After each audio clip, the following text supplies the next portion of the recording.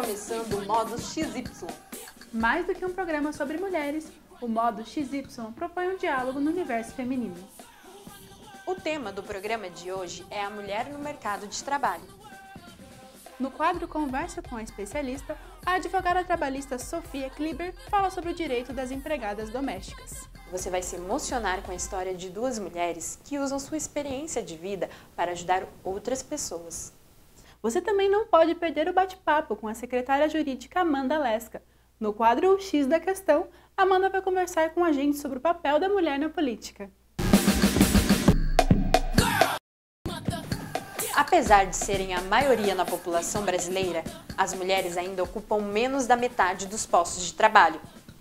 Muitas estão procurando no empreendedorismo uma alternativa para essa falta de abertura no mercado de trabalho. Confira agora na reportagem de Ellie Gutstein. Eu conheci uma mulher incrível essa semana e ela vai contar pra gente um pouco da sua experiência no mercado de trabalho.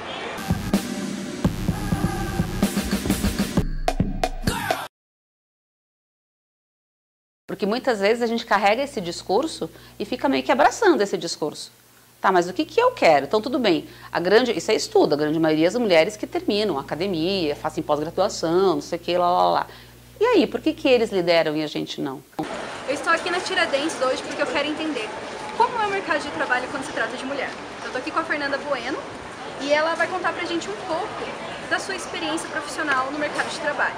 Fernanda, você já sofreu algum preconceito ou algo assim no seu emprego que te deixou constrangida? Olha, acontece bastante por a gente ser mulher, né? A gente vê que outras pessoas no mesmo cargo, mas que são homens, são tratadas diferente. E tem bastante a questão do assédio também, né? Que acontece, tipo, comigo aconteceu já várias vezes. Você vai bonita, mas a pessoa, tipo, às vezes o patrão é homem e ele acha que você tá indo bonita, sei lá, pra ele. E quando possuímos o poder, como devemos lidar? A palavra poder, as mulheres às vezes têm muita dificuldade de lidar com a palavra poder. Porque sempre fica olhando para o lado negativo do poder, né? De que, eu estou acima, eu sei mais.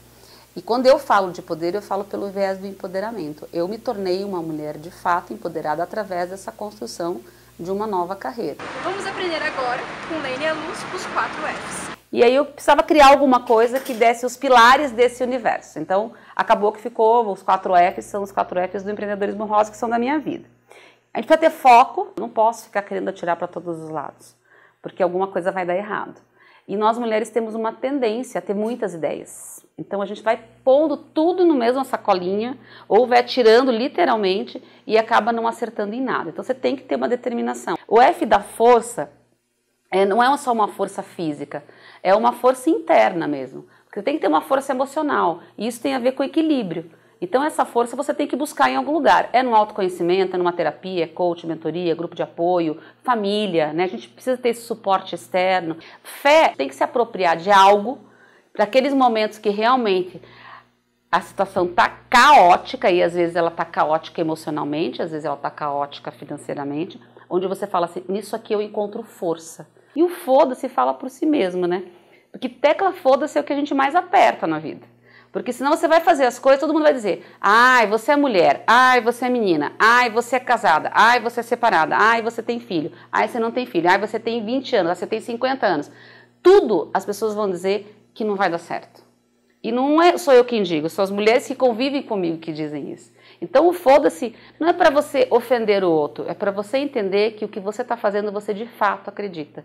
E aí foda-se a opinião ali. Aqui a gente tem até carimbo do foda-se. Em 2015, entrou em vigor a PEC das domésticas, que valorizou o trabalho delas, oferecendo benefícios como adicional noturno, seguro-desemprego, salário família, férias e recolhimento obrigatório do FGTS. Será que 3 anos depois da PEC, essas mudanças estão sendo cumpridas? Para discutir essa questão, a conversa com a especialista de hoje é com a Sofia Kliber, que é advogada trabalhista. Obrigada, Sofia, por aceitar o nosso convite. Eu que agradeço. Então, para começar esse nosso bate-papo, eu queria que você explicasse um pouco para a gente o que é que define uma empregada doméstica. Sim. As empregadas domésticas são aquelas que trabalham em residências. São cuidadoras de idosos, de crianças, motoristas, ou que trabalham com a limpeza de uma residência, nunca para empresas com fins lucrativos. Então tem que ser para a empresa, tem que ser contratado por uma pessoa física. Eu queria que você comentasse um pouco pra gente o que mudou com a PEC das domésticas, né? O que de fato mudou na prática também? Então, a lei veio formalizar esse trabalho que já tem há muitos anos, né? Então, a partir da PEC, que é a Lei Complementar 150 de 2015, as domésticas devem ser registradas como qualquer outro trabalho, que é digno como qualquer outro trabalho, e elas têm todos os direitos constitucionais que são previstos para todos os trabalhadores.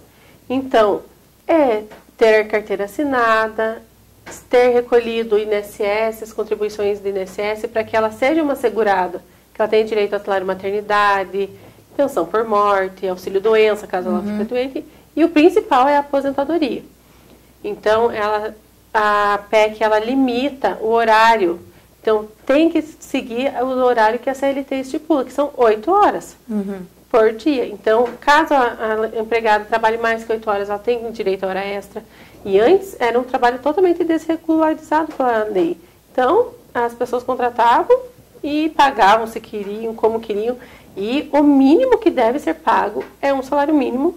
E cada estado tem um piso. Aqui no Paraná é R$ 1.293. Então, isso já ajuda muito ter um piso salarial, né? Porque antes era pago quanto elas aceitassem. Entendi. E você acha que, efetivamente falando, está sendo colocado em prática? Porque o que a gente muito discute aqui no Brasil é a questão de aplicar mudanças na lei, mas daí, ao momento que entra em vigor, está resolvendo, mudou alguma coisa de fato? Olha, eu não tenho visto isso na prática muito certo. Por quê? Geralmente, as mulheres que trabalham, a grande maioria com limpeza, né? Tem os outros casos que eu falei, mas a maioria com limpeza, as que se sujeitam a isso, geralmente são pessoas que têm menos estudo. Então, são mulheres que não tiveram oportunidades como os homens no Brasil, porque as estatísticas já demonstram que o patriarcado faz com que a mulher não tenha o mesmo direito de estudo e de salário que o homem. Então, elas acabam se sujeitando a não correr atrás de direitos. Às vezes, elas nem sabem os direitos que elas têm, né? Então, veio a lei, até foi comentado um pouco na mídia, mas eu acho que elas não têm total conhecimento dos direitos mesmo. Quando os empregadores verem que as empregadas estão tendo noção dos seus direitos, eu acho que já vai mudar muita coisa. O que você acha que dificulta ainda para elas entenderem esses direitos, né? O que talvez a gente poderia, para quem está nesse meio, né, fazer com que isso fique mais claro, né, esses direitos, para divulgar esse conhecimento, né, dos direitos? Então, o meu ponto de vista é que principalmente é o medo, porque elas geralmente não têm onde ir, para onde recorrer, né, não tem outro meio de conseguir um trabalho, concorrer a uma vaga de trabalho com uma outra pessoa que seja letrada. Então, eu acho que elas têm muito medo. E esse papel da mídia de passar o conhecimento mesmo para elas, de todos os direitos que elas têm, que foi conquistado através de muita luta, né? Então, por serem predominantemente mulheres, essa luta vem de muito tempo. Então, o movimento feminista, ele influencia totalmente nisso, para ela ter desde direito de voto, como direito ao trabalho, e ganhar o quanto elas têm direito mesmo, todos os seus direitos. Então, acho que o papel da mídia de vincular isso é muito importante.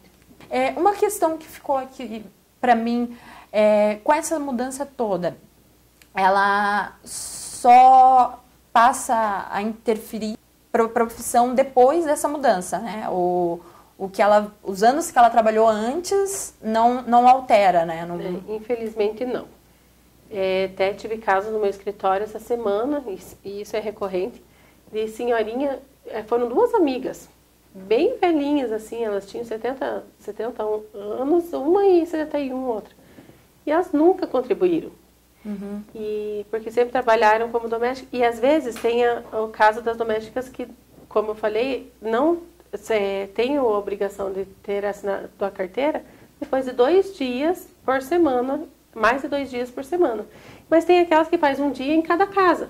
Então, não tem obrigatoriedade de assinar carteira. Então, o que eu venho sempre falando é contribuam. As diaristas que não fazem os dias certos, assim, mais de 2 numa mesma casa, vai no INSS, pede para contribuir, porque são 5% sobre o salário mínimo. Você pede para contribuir como empreendedora individual.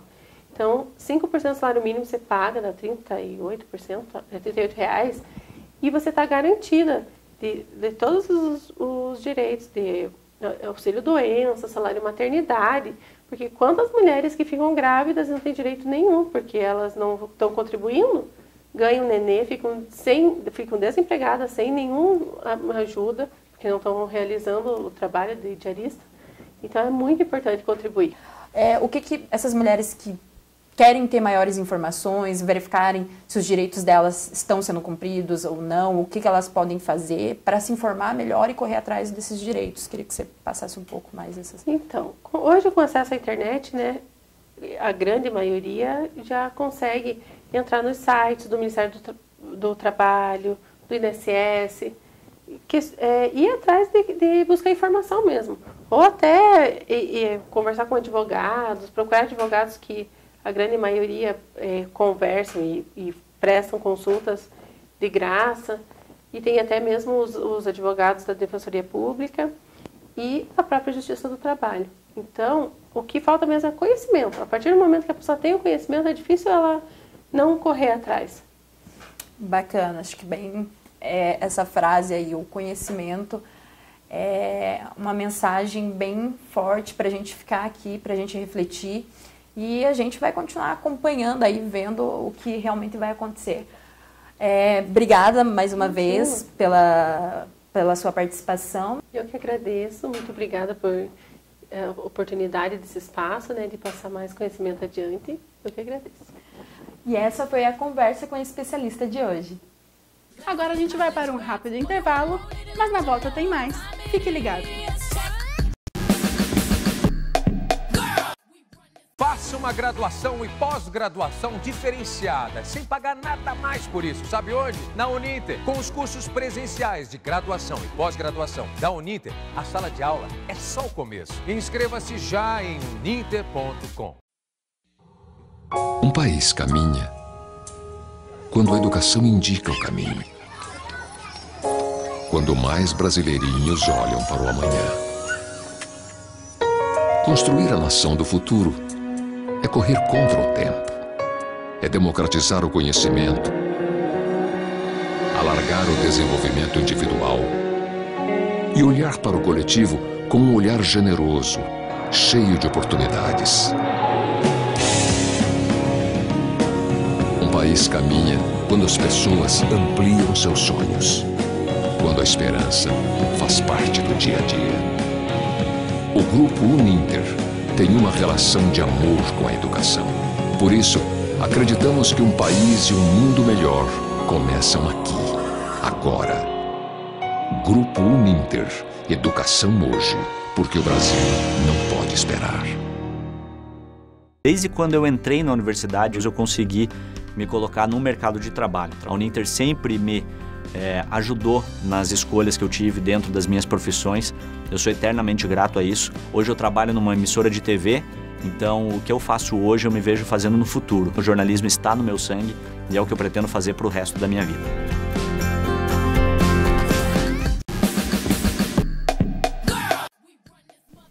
Agora a gente está aqui com a Bárbara Carvalho, que fez uma reportagem com 2 mulheres que usam sua experiência de vida para ajudar outras pessoas.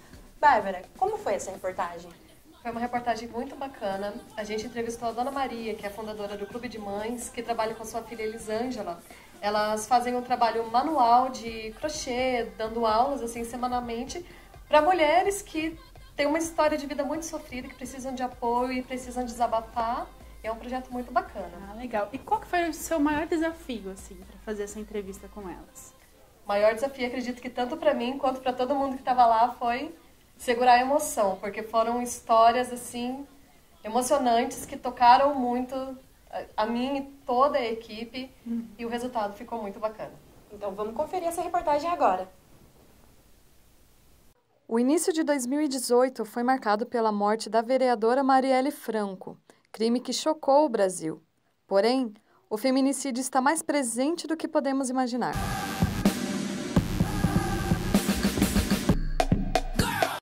Em 2016, mais de 4.000 mulheres foram assassinadas no país, o que representa uma taxa de 4,5 homicídios para cada 100.000 brasileiras. Em 10 anos, observa-se um aumento de mais de 6%. Para as mulheres que conseguem sobreviver a esse índice de violência, é preciso força para viver e superar o trauma.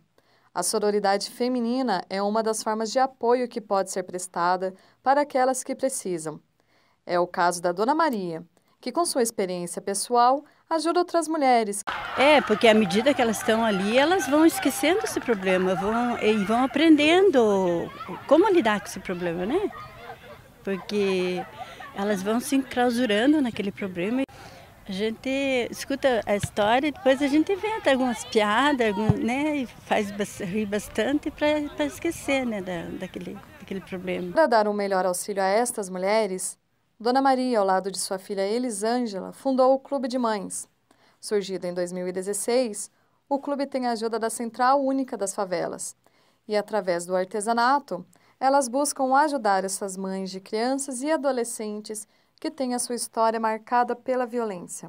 Eu fico prestando bem atenção no que elas falam, né, no problema delas, e cada uma vai fazendo aquilo que quer. Contanto que esteja ali junto com a gente, né? Porque é um espaço que as mulheres têm para, além de vir fazer o macramê, ela vem assim para distrair, sair da rotina, né? E poder desabafar, procurar ajuda. Muitas vezes elas têm medo ou têm vergonha de falar dos seus problemas, então ali ela acaba fazendo ali o macramezinho, ali o artesanato, acaba desabafando. Precisa de muito mais, né? Muito mais ações para estar ajudando essas mulheres e essas poderem ter uma qualidade melhor de vida, né? Da sua família, na sociedade, poderem ajudar elas, né?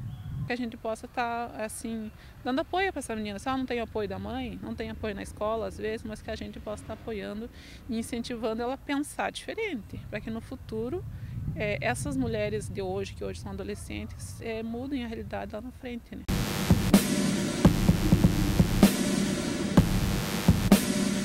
Oi, gente! Hoje o X da Questão está aqui com a Amanda Lesca. Ela é secretária jurídica de um partido político e vai contar um pouquinho pra gente como que é a presença da mulher nesse meio político que é tão predominado por homens, né? Tudo bem, Amanda? Seja bem-vinda, tá bom? Muito obrigada, é um grande prazer estar aqui. Amanda, conta pra gente um pouquinho como que é essa sua participação com a política, como que é essa sua relação com esse partido. Nós tratamos a importância da participação feminina, mas também da juventude dentro de um partido. Porque a gente quer trazer um novo olhar para a juventude e, principalmente, através da juventude, reconhecer a igualdade e a importância da mulher nesse meio político. Como que é estar nesse meio? Você sofre algum preconceito simplesmente pelo seu gênero ou não? É muito importante. Com certeza, a gente acaba sofrendo diferenças, principalmente no tratamento e até na forma de valorização do nosso trabalho. Principalmente no meio político, que é um meio extremamente machista, né? É totalmente ocupado por homens. E isso até é um dos temas que é trabalhado, principalmente no meu TCC, a respeito da participação feminina na política. Ah, legal. Que nós tratamos, inclusive, de uma subrepresentatividade, que é o termo que a gente utiliza para dizer que a mulher ela está sendo representada por homens, e não que seja superior ou inferior, mas que tem muitas coisas que são exclusivas da mulher e que só ela pode ser representada. Só nós mesmos conseguimos entender o que a gente precisa de representatividade e não tem nada melhor do que uma mulher fazendo isso. Com certeza. E é muito importante que a mulher, principalmente como maior parte da população e do eleitorado, principalmente aqui no Brasil, ocupe os papéis de poder. E a melhor forma de fazer isso é através da política. Só que como nós vemos dentro da política uma ferramenta de transformação para a mulher, através de políticas públicas e também políticas partidárias. Foi até esse um dos motivos que me trouxe para dentro do partido, da participação dentro de um partido. Porque é através de um trabalho feito de formação política da mulher que a gente vai poder modificar, não somente em períodos eleitorais, mas sim uma transformação cultural e social da valorização e importância da contribuição da mulher na sociedade. Gente, então esse foi o X da Questão, né, com a Amanda Lesca. Ela ajudou muito a gente com essa questão. E tá aí uma questão para vocês ficarem pensando, né, gente? se realmente a mulher tem espaço no mercado de trabalho político ou se a gente precisa continuar lutando. Muito obrigada, Amanda Lesca. Muito obrigada, eu que agradeço pela oportunidade, por principalmente poder estar passando para vocês a importância da mulher na sociedade. É algo que deve ser discutido, é algo que deve ser incentivado, principalmente no meio político. Isso serve como fomento para trazer você para a política, independente de partido. É algo suprapartidário. A gente precisa da sua participação. Muito obrigada, gente. Obrigada. O Modo XY fica por aqui, mas semana que vem a gente está de volta com muito mais conteúdo. O Modo XY, um novo modo de pensar da mulher. Até o próximo programa. Tchau!